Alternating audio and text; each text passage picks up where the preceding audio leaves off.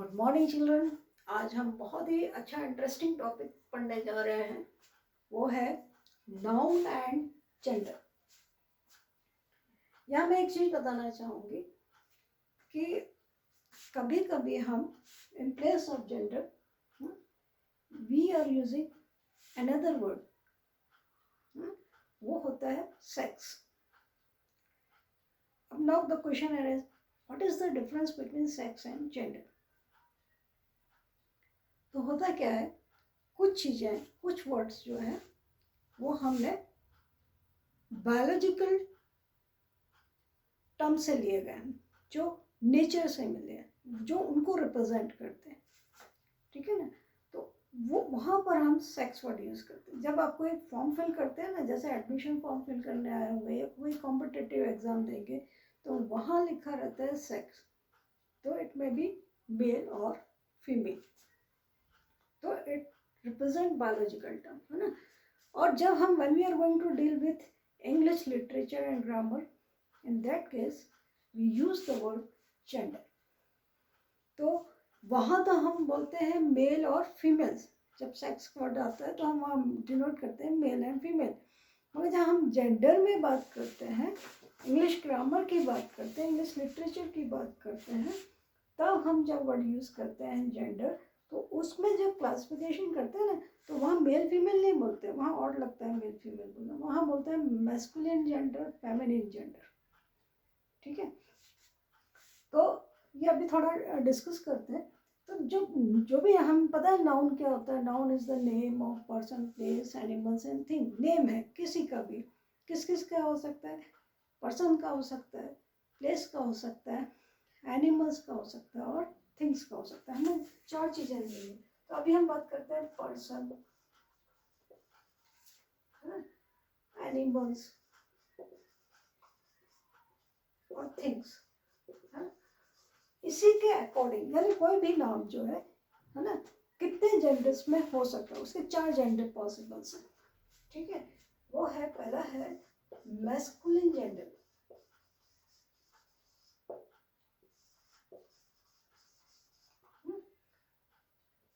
दूसरा है feminine gender,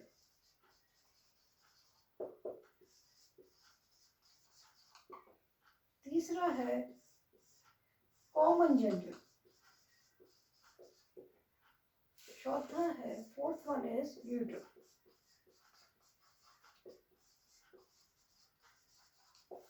ठीक है।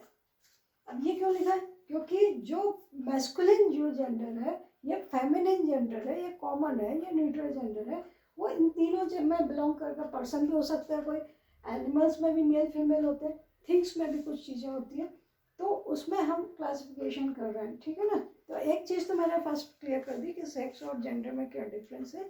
जो बायोलॉजिकल टर्म को रिप्रेजेंट करेगा वो हम वहाँ पर सेक्स वर्ड यूज़ करते हैं। जब इंग्लिश ग्रामर, जब ये इंग्लिश ग्रामर का पोर्शन है, तो यहाँ पर हम जेंडर ही यूज़ करेंगे, ठीक है। तो मैस्कुलिन, एक और चीज़ क्लियर कर लें, यहाँ पर जो वर्ड लिखा है उसका प्रोनाउंसिएशन, करेक्ट प्रोनाउंसिएशन क्या होगा। जैसे यहाँ लिखा है LINE, तो बहुत सारे लोग बोलते हैं मैस्कुलाइन, FEMININE, यानी कि नाइन, फेमिनाइन बोल देते हैं, नाइन बोल देते हैं लास्ट में। तो इसको प्रोनाउंस करें तो इस तरह से करें, मैस्कुलिन एंड फेमिनिन जेंडर, ठीक है। बाकी तो सेम, इसमें कोई दिक्कत नहीं आएगी कॉमन और न्यूट्रल जेंडर बोलने में। तो पहले हम डील करें व्हाट इज मैस्कुलिन जेंडर। तो it denotes only mail creature, only mail creature. अब मेल में तो, मेल क्रिएशन में इंसान भी हो सकता है, जैसे राम, है ना, मोहन, ये मेल क्रिएचर।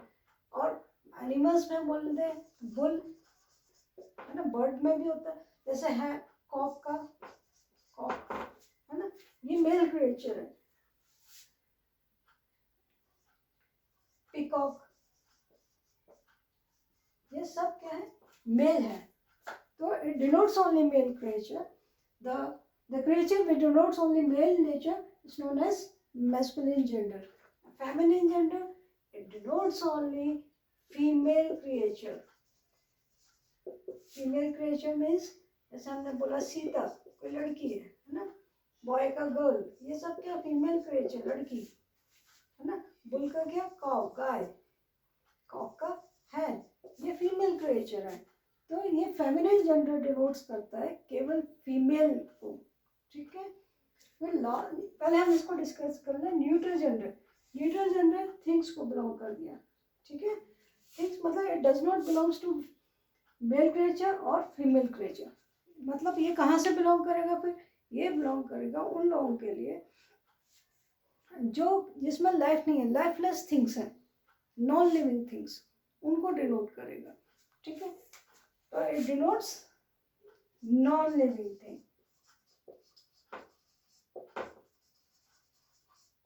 जिसमें लाइफ नहीं है, लाइफलेस है। जैसे ये जो पेन यूज कर रही है ना, ये मार्कर, टेबल, चेयर, ये सब क्या है, न्यूट्रल जेंडर है। फिर ये क्या, अब क्या बच गया, न्यूट्रल जब एक मैस्कुलिन हो सकता है, फेमिनिन हो सकता है, कोई भी चीज़, या तो लड़का होगी या लड़की होगी, नहीं होगी, दोनों ही नहीं होगी, तो क्या होगी, कोई ऐसी नॉन लिविंग थिंग, है ना। तो चौथी कौन सी हो गई भाई, कॉमन जेंडर। क्या कॉमन जेंडर, वो it belong the word which you are used for both male and female. इसमें दोनों ही आते हैं, मेल भी आएगा और फीमेल भी आएगा। जैसे फॉर एग्जाम्पल अगर मैं बोलूँ टीचर, ये जो वर्ड टीचर है ना, तो इसमें आपका कोई भी टीचर हो सकता है, मेल भी हो सकता है और फीमेल भी हो सकता है। डॉक्टर बोला जैसे, तो डॉक्टर में दोनों आएंगे, मेल भी आएगा और फीमेल भी आएगा, ठीक है। ऐसे ही मैं स्टूडेंट बोलूँ, अगर मैं पढ़ा रही हूँ, स्टूडेंट हैं आप लोग, तो इसमें स्टूडेंट में मेरे बच्चे दोनों हैं, लड़की भी है और लड़का भी है, इसलिए इसमें स्टूडेंट वर्ड क्या हो गया, कॉमन जेंडर हो गया। नाउन तो है ये, मगर ये कैसा है, कॉमन जेंडर है। तो इसमें दोनों लोग आते हैं, है ना। फॉर एग्जाम्पल स्टूडेंट, टीचर, कोई भी प्रोफेशन होता है ना, कोई भी काम, जो भी जॉब कर रहा है, क्लर्क बोला तो क्लर्क में दोनों है, लेडी क्लर्क भी हो सकती है, जेंट्स क्लर्क भी हो सकते हैं, ड्राइवर बोला तो दोनों हो सकता है, कोई भी हो सकते हैं, ठीक है ना। डॉक्टर बोला, टीचर बोला, लॉयर बोला, इवन प्राइम मिनिस्टर बोला, प्राइम मिनिस्टर हमारा कोई भी हो सकता है, एक लेडी भी हो सकती है या एक जेंट्स भी हो सकता है। तो इस तरह से कॉमन जेंडर क्लियर हुआ। कॉमन में वो वर्ड आते हैं जो दोनों को रिप्रेजेंट करते हैं। कभी कभी ऐसा, अच्छा हिंदी में तो कभी कभी बड़ा क्लियर होता है कि मेरा मेरी बोलने से ही क्लियर हो जाता है कि लड़के के लिए बोला गया कि लड़की के लिए। मेरी बोल दिया तो क्लियर हो जाता है लड़की बोलेगी। अब कोई लड़का मेरी करके तो बोलेगा नहीं। जैसे यही बोलना हो, जाता है या खाता खाती है, इससे भी क्लियर हो जाएगा। जाता है या जाती है बोलेंगे तो उससे भी क्लियर हो जाएगा कि ये लड़का बोल रहा है या लड़की बोल रही है। मगर हिंदी में वर्ब का कुछ नहीं होता, दोनों की केस में है ना, वर्ब एक ही जैसा चलता है। तो इंग्लिश में बहुत मुश्किल होती है, उसका अलग पैटर्न होता है। मगर हिंदी में तो कुछ ऐसे शब्द होते हैं जिससे पूरा एकदम क्लियर हो जाता है कि लड़की के लिए कि लड़के के लिए। यहाँ मुश्किल आती है इंग्लिश में, थोड़ा सा है डिफरेंट, है ना। अब जैसे मेरा वर्ड ही बोलना हो, मेरा मेरी बोला, और इसके लिए है ना इंग्लिश में आई वर्ड यूज होता है, तो आई से कुछ भी डिस्क्रिमिनेशन नहीं होता कि लड़के के लिए है कि लड़की के लिए, है ना। बहुत अच्छा एग्जाम्पल है। मेरा मेरी, अगर लड़का बोलेगा तो मेरा बोलेगा, लड़की बोलेगी मेरी बोलेगा, मेरी बोलेगी। मगर इंग्लिश में जहाँ हम उसी का यूज़ कर रहे हैं तो आई वर्ड यूज़ कर रहे हैं, और आई से कुछ भी क्लियर नहीं होता कि किसके लिए है, बॉय के लिए है कि गर्ल के लिए, है ना। तो थोड़ा सा पैटर्न चेंज है, मगर कुछ वर्ड्स दोनों को ही रिप्रेजेंट करते हैं। जैसे स्टूडेंट हुआ, टीचर हुआ, हिंदी में शिक्षक बोलेंगे अपन, डॉक्टर हुआ, कोई भी प्रोफेशन वाले काम हुआ, प्राइम मिनिस्टर हुआ, उसमें क्लियर नहीं होता है कि ये कोई भी हो सकता है ना, मेल भी हो सकता है और फीमेल भी हो। अब प्रश्न ये उठता है कि जब हम एक्सरसाइज करेंगे इसकी तो क्या किस स्टेप्स होगा। तो हर क्लास के लिए पैटर्न अलग होता है। अगर KG 2 से 2nd क्लास तक पूछा जाए तो केवल मैस्कुलाइन जेंडर को फेमिनाइन जेंडर में कन्वर्ट करने को बोल देते हैं। कुछ शब्द दे देते हैं, जैसे फादर दे दिया, कन्वर्ट इनटू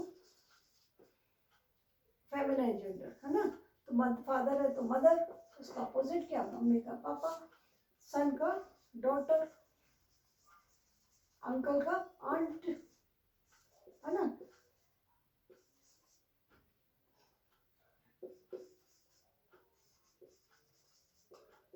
तो इस तरह से कन्वर्शन आ जाता है। मगर जब थोड़ी सी क्लास बढ़ जाती है तो उसमें क्लासिफिकेशन फॉर्म में दे दिया जाता है कि बहुत सारे नाम दे दिया, उसको क्लासीफाई करो, फाइंड आउट करो विच कि इनमें से कौन से कॉमन जेंडर में बिलोंग करते हैं, कितने है ना उसमें न्यूट्रल जेंडर में आएंगे, और कौन से फेमिनाइन में, कौन से मैस्कुलाइन जेंडर में आएंगे। तो हर एक का क्वेश्चन अलग अलग फ्रेम होगा। तो मैं अलग अलग टाइप की डिफरेंट क्लासेस के लिए डिफरेंट लिस्ट सेंड कर दूंगी, आप लोगों से लर्न बाय हार्ट करना, फिर आपका टेस्ट कंडक्ट होगा, ठीक है ना। तो ये आपकी एक जो एक्सरसाइज आती है एग्जाम में वो कंप्लीट हो जाएगी। आज ये बहुत छोटा सा कंटेंट था मगर बहुत यूजफुल था, हर क्लास में आता है, आप इसको इग्नोर कर देते हो मगर टेक इट सीरियसली, ठीक है ना। ओके, आज बार इतना ही, ओके बाय।